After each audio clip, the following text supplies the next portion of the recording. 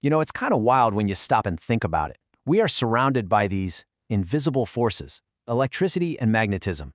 We use them all day, every day, and we barely even notice. But how are they connected?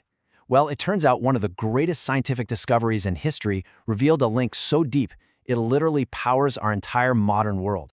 I mean, just think about it. You drop your phone on a charging pad and poof, it charges. You put a pan on an induction cooktop and it gets hot instantly with no flame in sight. There are no wires, no plugs, nothing. It seriously feels like magic, but it's not. It's physics.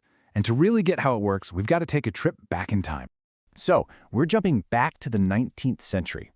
We're going to meet this incredible, self-taught scientist named Michael Faraday.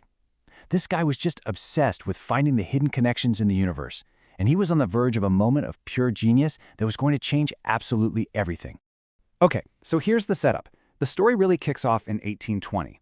A scientist named Ørsted figures out that an electric current can actually create a magnetic field. It could make a compass needle twitch. So electricity makes magnetism.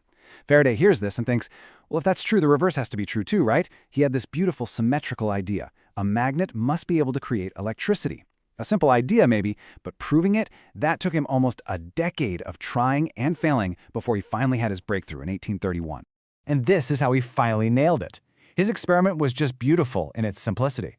He took a basic coil of wire, hooked it up to a meter that could detect even a tiny bit of current. At first, he just let the magnet sit next to the coil, and nothing happened. But then, he tried something else. He moved the magnet. The second he pushed that magnet into the coil, the needle on the meter jumped. He'd done it. He literally created electricity out of thin air with just a magnet and a bit of motion. And this is the absolute key, the secret ingredient to the whole thing. A magnet just sitting there does absolutely nothing. The magic was in the change. The act of moving the magnet meant that, from the wire's point of view, the magnetic field was changing. And it was that change that somehow convinced an electric current to pop into existence. This one insight is the key to, well, everything that comes next. So you see, Faraday's discovery wasn't just some cool party trick. No way. He had stumbled upon a fundamental law of the universe.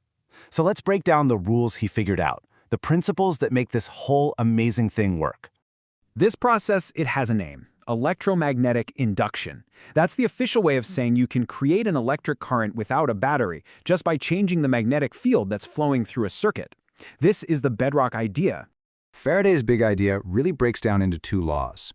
The first law is the what. It just says if you change a magnetic field near a wire, you'll get a current. Simple enough.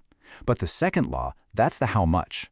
It says the amount of current you generate is all about how fast you change that field. So if you shove the magnet through the coil really fast, you get a big jolt of electricity. If you move it slowly, you just get a little trickle. Now, to get just a little more specific, scientists have a term for this: magnetic flux. It sounds complicated, but it's not, I promise. Just imagine the magnetic field is made of a bunch of invisible lines.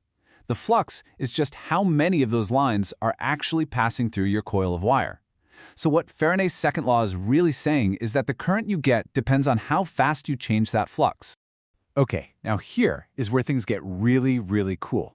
It turns out, nature doesn't just give you this energy for free. There's a catch. There's this fascinating twist in the story that makes sure everything stays balanced. It's a principle called Lenz's law. So Lenz's law is all about direction.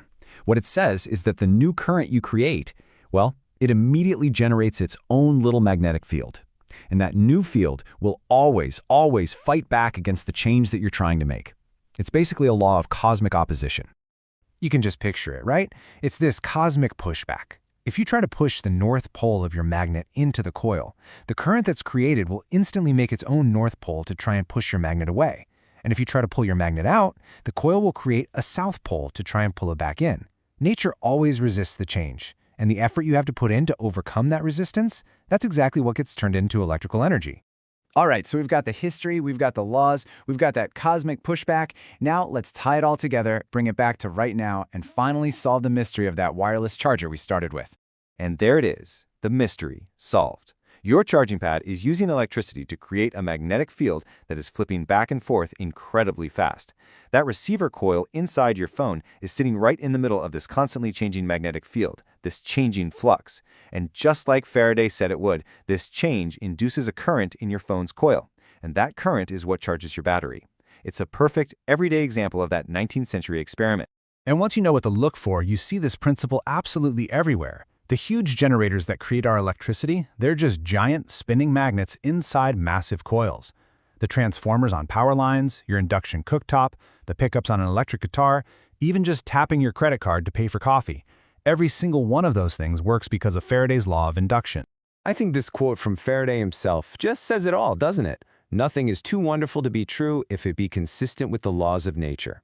All the technologies that feel like magic aren't magic at all. They're just the incredible results of these deep, consistent, and kind of beautiful laws of the universe.